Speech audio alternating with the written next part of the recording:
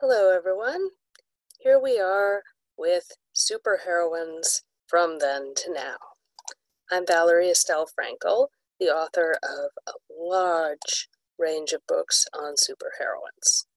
So let's take a look. Many assume that superheroines have gotten more assertive, more diverse, less exploited, more powerful as time has gone on.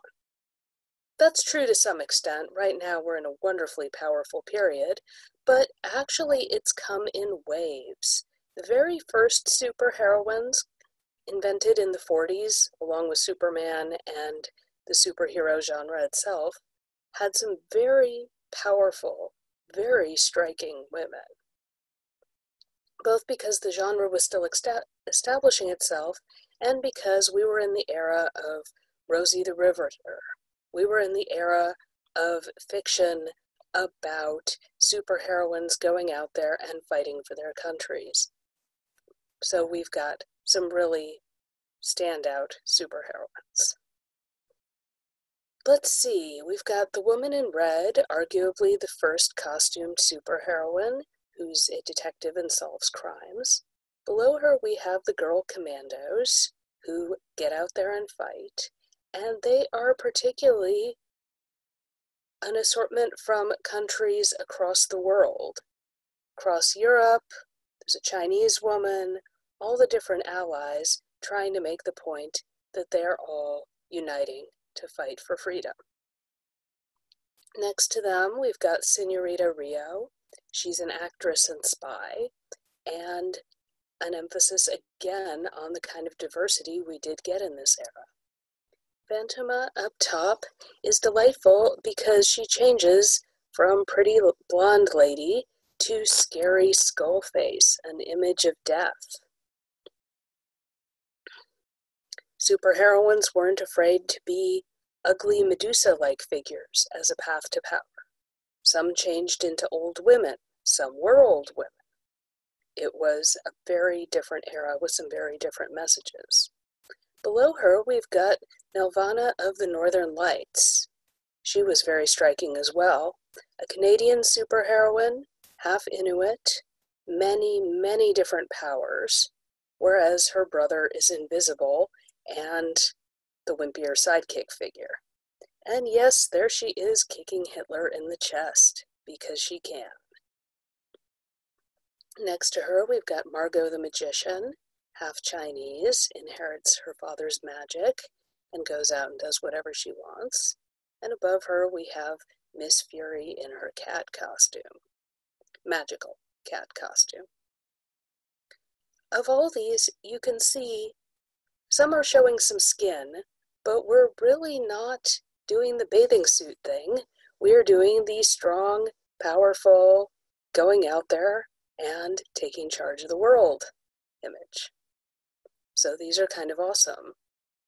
Lots of these have been reprinted lately in special collections, acknowledging what they were back in the day. Some of them are available on the royalty-free sites because they're past copyright, but these are findable. And then, of course, we've got 40s Wonder Woman herself. She is famous for showing some skin, as well as being modeled after pin-up figures, and yet she's got all the superpowers in the world. There she is, hauling up Steve Trevor over her shoulder to go save the day. And you also notice her fighting beside her girls. I see Etta Candy, who is a very roly-poly figure, and also the sorority sisters that Wonder Woman led into battle. So we really get this image of sisterhood that honestly was missing from the movie, as we see all these women raising her up and celebrating with her.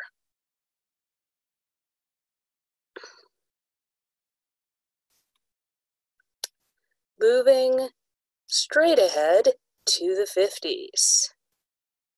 We've got Torchy Brown here, and the 50s, we saw a lot more romance comics, realistic stories, superheroines were pretty much out, but Torchy Brown is going to dances and parties, having adventures in the real world, and yes, speaking out for diversity and equality. She was a really important figure.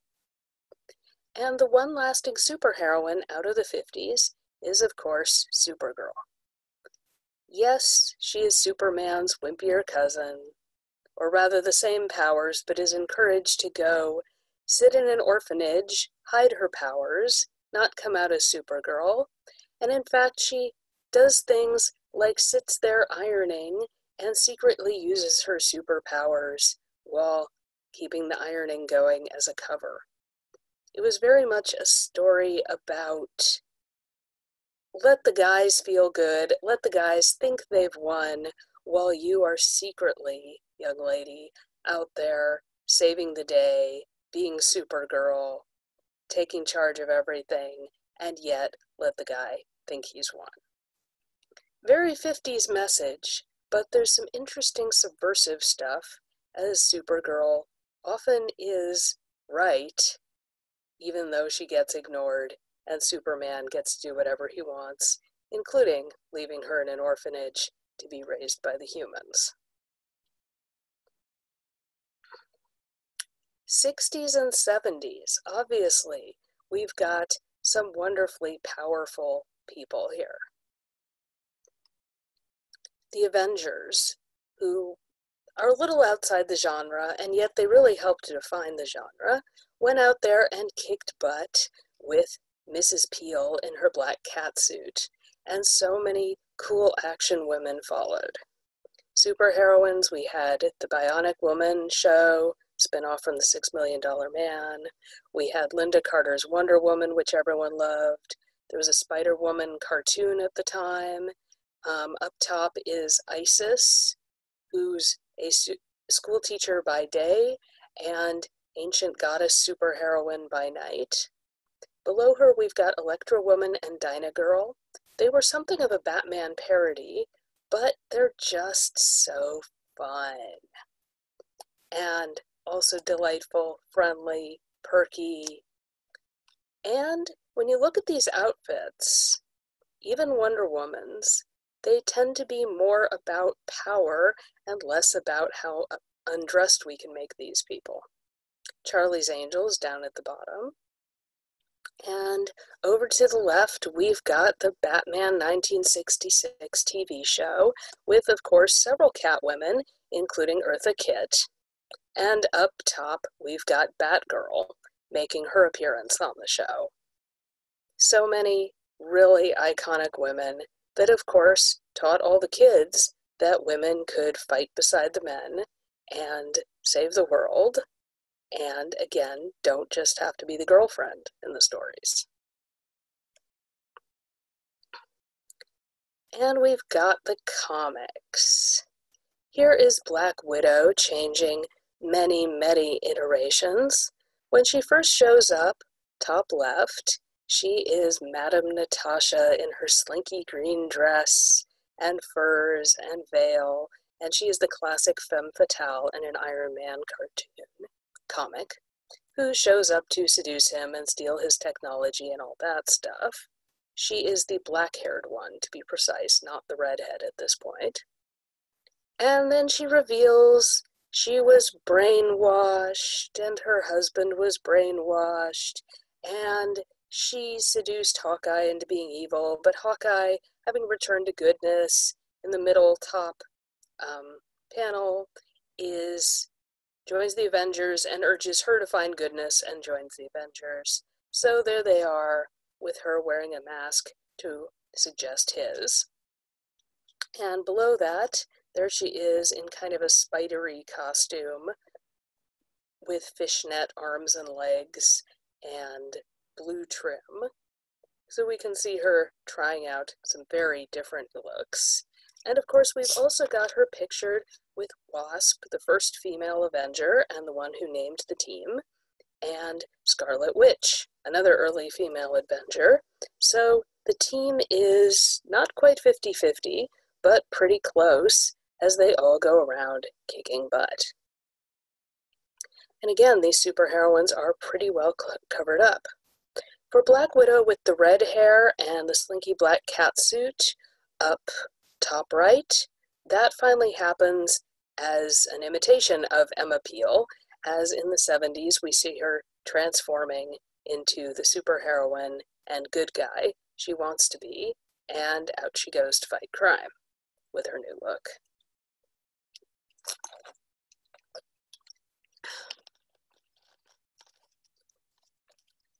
Of course, Talia Al-Ghul is a supervillainess, the daughter of Ra's al Ghul, and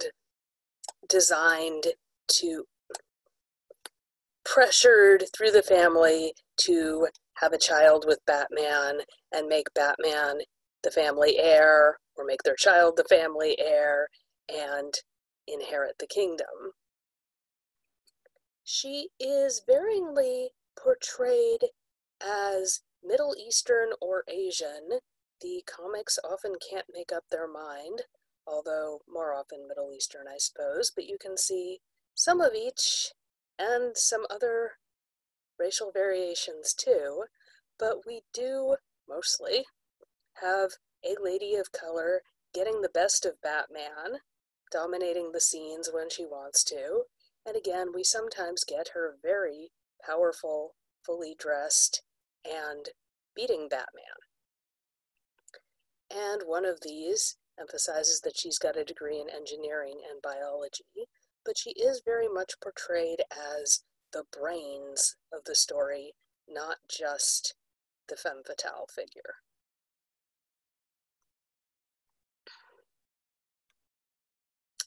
'70s, as we continue. '70s were an era of delightful diversity, as they were trying to do a number of different things. Some worked better than others, but we had some really standout superheroines that appeared in this era and have lasted through today. Up top, we've got Wonder Woman's black sister, Nubia, who did not last that long but has popped up now and then since then. Right now, somebody's doing an Own Voices comic that should be out very soon, that I'm excited about. Next to them, we've got Power Man, Iron Fist, and also, of course, Misty Knight and Colleen Wing. They're girlfriends, and the four of them often team up in really powerful fighting team-ups. Of course, they all showed up recently on The Defenders on Netflix. Trina Robbins was instrumental in doing the underground comics of the 70s. She does a lot of delightful talks on that nowadays. And in the comic cover of It Ain't Me, Babe, you can see all the superheroines and comic book heroines of all sorts walking off the page and demanding liberation and saying that they've had enough of fulfilling their roles in their comics. The Underdressed Jungle Girl, by the way, definitely deserves a salute, because the Jungle Girl comics, those were more underdressed, but those from the 40s, and they were so many, often did have the heroine outwitting, outfighting, out-negotiating, and she really was a standout figure for decades, despite what she's wearing. And there's Ms. Magazine, launching in the 70s with Wonder Woman on the cover. Famously, at the time, Wonder Woman had lost her powers and was running a fashion shop in an experimental story arc. And Gloria Steinem's essay on how much she loved real Wonder Woman and how much she remembered growing up with 40s Wonder Woman with powers helped launch a fan campaign to convince the creators to give Wonder Woman her powers back, and back she went into battle. Below her, we have the new X-Men of the 70s, as they deliberately created a multicultural team from around the world. And yes, one of the really memorable figures from that is Storm, the African goddess who could absolutely trounce anyone with her amazing powers. Next to them, we've got the Super Friends. yeah, the more diverse characters are kind of squished on the top and show up less, and we've got Wonder Woman and not a lot of other women. Hawk Girl shows up sometimes, but they were trying. They got a little mix-up in there. Ms. Marvel shows up. There is Ms. Marvel. Yes, this is Carol Danvers, who later became Captain Marvel. At the time, yes, she is wearing more of a bathing suit costume, but she is also the editor of Women magazine and striving for equality and feminism, even as she goes out as a superheroine and saves the day. So she debuts in the 70s. Next to her, we have Mantis, who is Vietnamese. She's shown up with many iterations. Obviously, in Guardians of the Galaxy, she's wearing more clothes. And next to her, we've got Psylocke, who is British and Japanese, and related to Magneto, I guess it is. And the X-Men, of course, were always a real force of diversity, so much beyond the other comics, and they can really be a great place to watch the edge of the envelope being pushed. So again, 70s, great era for pushing forward in diversity. The 80s, here we are. We've got She-Ra. Not the most diverse series. They're all wasp-waisted with the really long hair and the glamour, and they all fit the same Barbie doll image. There is one black friend, but she was created very late, just before the series was canceled. So, not so diverse. Below her, we've got Jubilee, who is Chinese, I believe. And next to her, we've got Gem, really memorable, popular heroine of the 80s. Next to her, we have Spider-Woman, who did have her own cartoon show. Up top, Kitty Pryde, who is delightful and sweet and fun as the girl next door figure, and off she goes to Japan with Wolverine to master her powers. We finally got a She-Hulk, and she is the mightiest of the women, who shows that yes, the women can be physically powerful. Below her, we have Amanda Waller, who also such an image of physical power, as well as a larger body size. And she is in charge of the Suicide Squad and will not take any garbage from anybody. Next to her is Karma, Vietnamese refugee, soon gets a bionic leg. There's a storyline where she gains an enormous amount of weight. There are multiple storylines where she's taking care of her last two siblings. It's X-Men, so they're all fighting their evil siblings. A really delightful character with a lot of plot going on. And up top, we've got Katana, who showed up in Batman and the Outsiders, another one of the really multicultural teams. And we get her backstory, which of course has a lot more going on in it than in the movie, where in Suicide Squad they really didn't give her a lot of time to establish what's going on with her. Basically, her husband's soul is stuck in the sword, and so she's in the driver's seat. Though, of course, superheroines and superheroes are always tormented by the past, aren't they?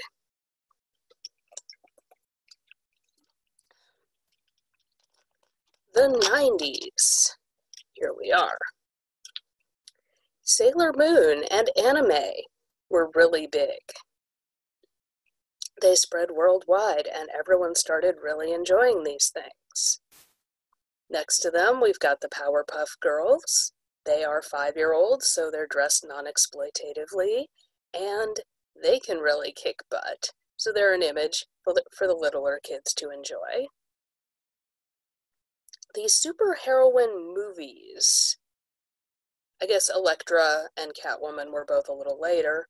They did not do so well, but we're starting to see some really interesting heroines and super villainesses in the movies we are getting. This is Batman Returns, and many absolutely love this Catwoman, who of course got half the movie's plot, as many issues as Batman, and every time they face off, they really show each other as equals, equally powered, equally smart, equally dealing with their issues, equal agency. It's a delight. Below her we have Martha Washington. She's got a really interesting arc. She's got the whole big epic adventure in a very long comic or series of comics that you can get today as a single big book if you want to. And she lives in a dystopian future where she absolutely kicks butt and goes after all the corrupt people who are ruling her society.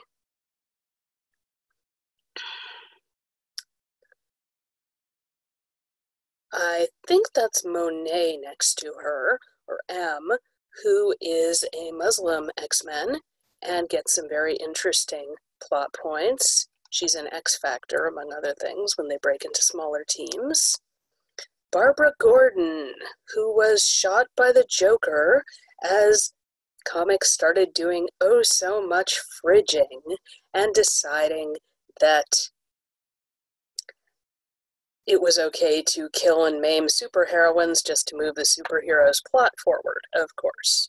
Well, Barbara Gordon returns in her wheelchair as Oracle, and she is doing some delightfully butt-kicking things, not just being the girl at the computer, but when we see her get out on the streets, she is still defending herself with batarangs and totally clobbering all the villains.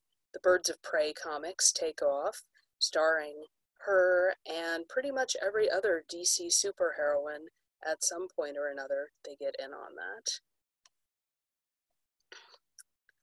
Above her, we've got Batman and Robin, the movie, starring, maybe not starring, but she's absolutely in it, Batgirl, who is played by the clueless girl, as we're in a very girl power era with girls can be attractive with the long blonde hair, and yes, I do mean a lot of white middle class superheroines, and get out there and kick butt while also having boyfriends and prom dresses and everything else they want. Disney is doing their Disney Princess brand, and Ariel and Belle and Jasmine, those superheroines. And yes, Buffy, of course, is getting out there and staking people. And Buffy was so beloved as a show for the young women about navigating life as a teenager and also getting out there and kicking butt. And yes, Harley Quinn, dressed in the jester outfit you see there, the Harlequin outfit, made her first appearance in Batman cartoons. She became more of a breakout character in the Arkham Asylum video games based on how little she was wearing, but at this point, she is a more comical figure, and certainly a more covered up one. So the 90s were an era of contradictions, as many say. We've got some more exploited, some less exploited, but they are finding a way to show teenage girl power for their younger readers. The Birds of Prey TV show happened around this time. Disappointingly, it happened around the same time as Smallville, and while Smallville went for 10 seasons, Birds of Prey went for 1. It has aged perfectly decently and is quite watchable now, and you can still get it. It stars, as you can see there, Oracle in her wheelchair as the mom, the trainer, Huntress, daughter of Batman and Catwoman, as a rebellious warrior figure, and Black Canary as the younger teenager that they're both caring for and bringing up. They've got Alfred, who you can see in one of the images. Batman has left town, Catwoman is dead, and these three women together become superheroines, saving the day, discovering life, facing off with psychiatrist Harley Quinn. And it's a delightful show, but again, only one season, whether because of marketing or because the world wasn't quite ready or whatever it was.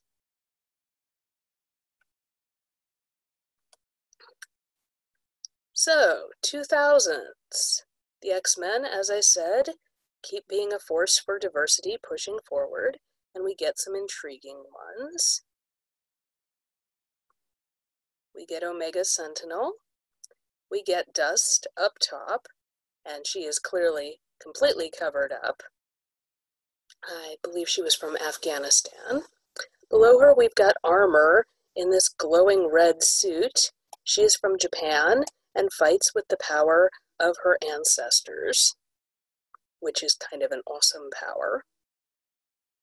We've got Cassandra Nova, Professor Xavier's twin, next to her, so we've got the older supervillainess. We've got Blindfold, a seer from China. We've got two different images of X-23 from the movie, and yeah, all right, not wearing so much in that scene. Who is eventually going to become the new Wolverine. So again, we're diversifying, we're spreading out, we're finding some new ways to do inclusion. The 2000s. This was arguably the start of superhero movies, or not the start ever. We had all those Batman and Superman ones going back to the earliest days of movies, didn't we? Or at least the Superman cartoons going back as far as we can.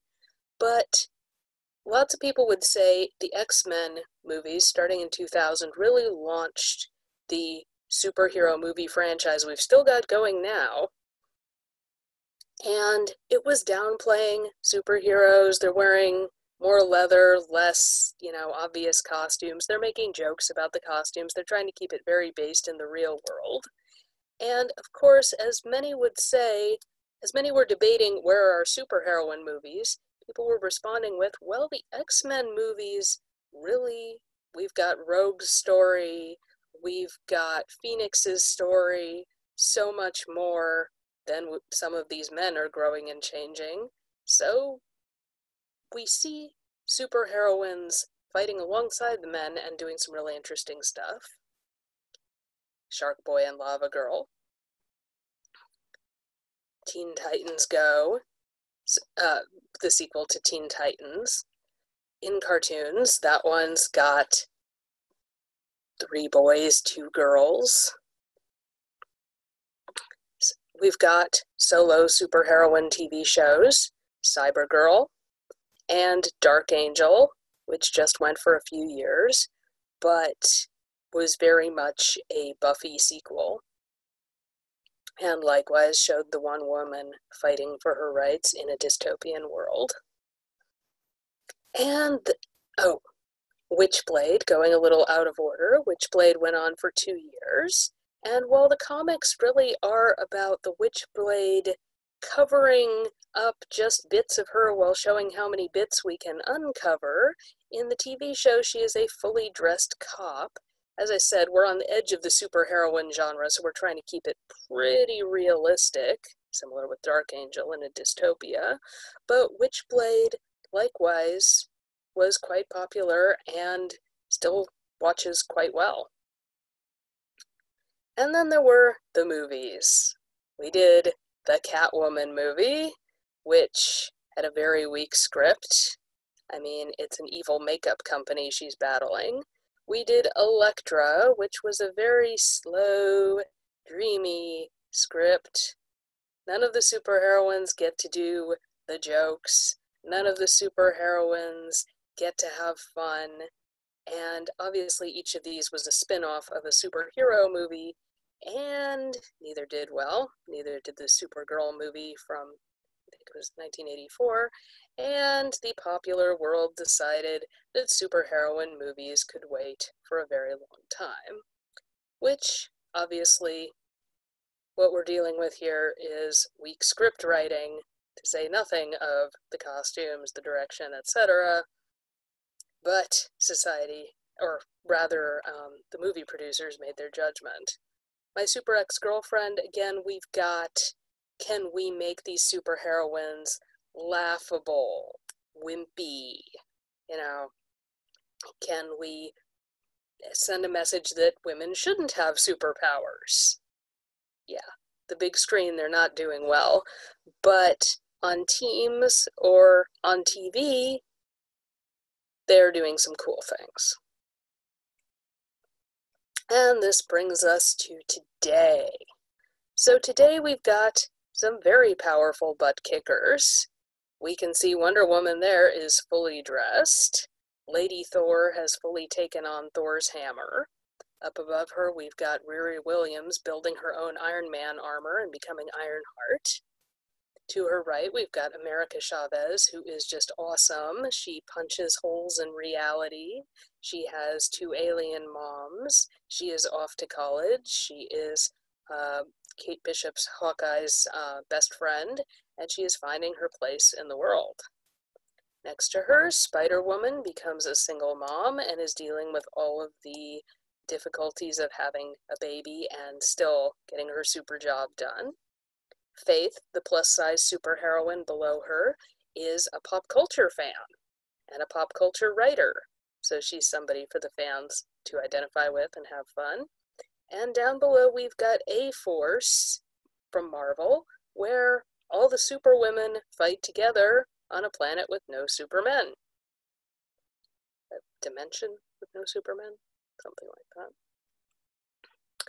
And I wanted to do a shout out to a few of my favorites nowadays who are really doing some striking things. So here's Squirrel Girl, and she began as a joke in an Iron Man comic. She shows up, I'm Squirrel Girl, I want to save the day, and Iron Man is going, oh good grief, what even is this? And to his shock, I think that was the one where she defeats Dr. Doom, whom he's fighting, with her collection of squirrels who swarm into his armor. And the other joke is she has defeated everybody. She is the undefeatable Squirrel Girl. She has defeated Thanos. She has defeated Deadpool. She has defeated MODOK, Galactus, Wolverine. So both some real world destroyers and also just the ones we think of as being the real butt kickers. And off she goes. The other fun thing is, in her more modern reboots, she is a problem solver. When somebody attacks, she says, I think I know what you really want, and I could find a way to get you what you want, and us what we want, and everybody walks away happy with a nice compromise. So she's a really nice model for kids, and in fact her comics are aimed at a slightly younger audience. She's also part of the Marvel Rising cartoons, available on Disney Plus, where she's teamed up with a lot of other cool Marvel superheroines right now, like America Chavez, and Captain Marvel, Shuri, Ironheart, and they're just a delight. All right, we've got Silk. She is Korean. She can make her own superheroine outfit, and out she goes. And she's got a really interesting backstory, and she is very much Spider-Man's rival, equal, and there she is, pointing out that she's got powers that he doesn't. Of course, Spider-Verse, not just the Miles Morales movie, but also the comic book series, produced a number of Spider people, not just Spider-Woman and Silk, but we've also got Spider-Gwen, sometimes called Ghost Spider in Marvel Rising, who's an alt character with her own backstory. But we're really making the point that anybody could be Spider-Man or Spider-Woman under the suit. So we've got some delightful stories going on there and some delightful new characters. Moon Girl. She is 9 years old. She's a genius inventor. And she is worried because she has the Inhuman gene and she really, really does not want to be a superhero. spoiler, she does get superpowers, and those superpowers are telepathically bonding with the devil dinosaur, and some other interesting powers wrapped up with that. And she has to figure out how to get through life with, yes, loving family, doing well in school and all that, but also the pressure to be something, and yes, that double life of superheroing. And she makes her own costume pretty much out of her toys, and off she goes.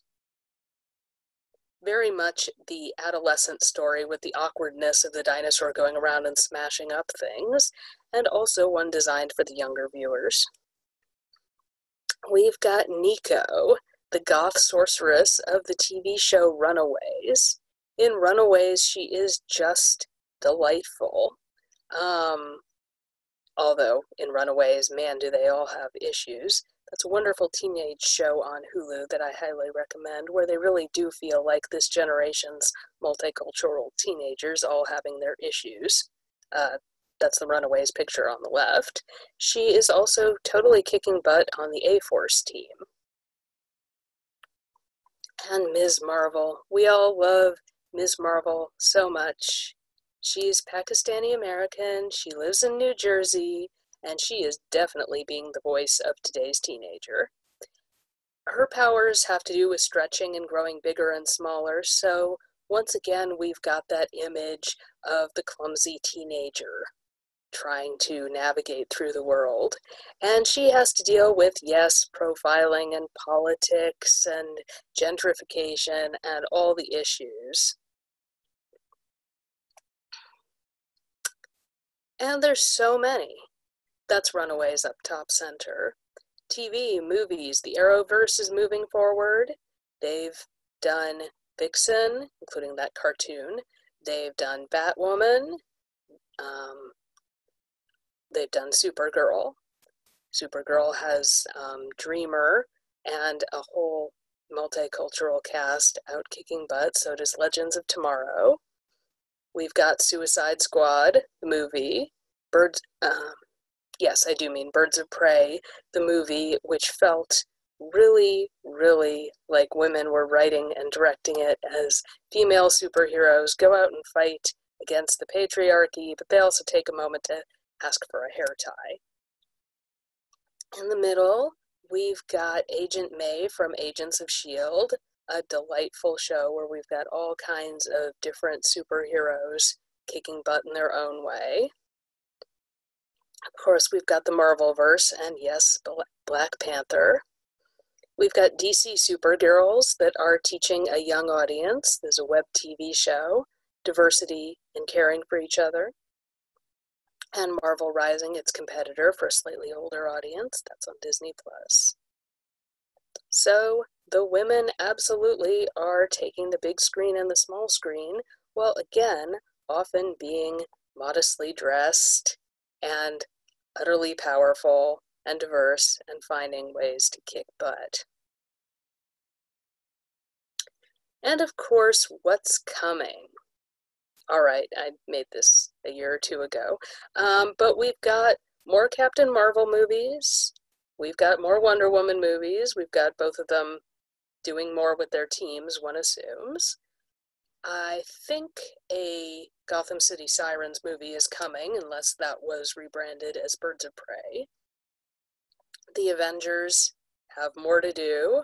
We're curious what that will be now that they finally finished their big, big arc with the Infinity Stones.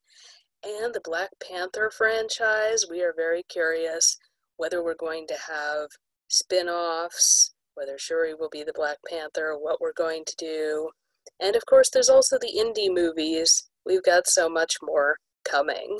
But now there are expectations that we will get female writers, female directors and producers, people of color to create these stories. There are so many expectations that we won't just put them in bathing suits and have them faint and get rescued by the guys. So we're really seeing some pushes forward that are just delightful. And yes, I've written many books about superheroes and superheroines, and am happy to chat about them and am reachable on my website. Thank you.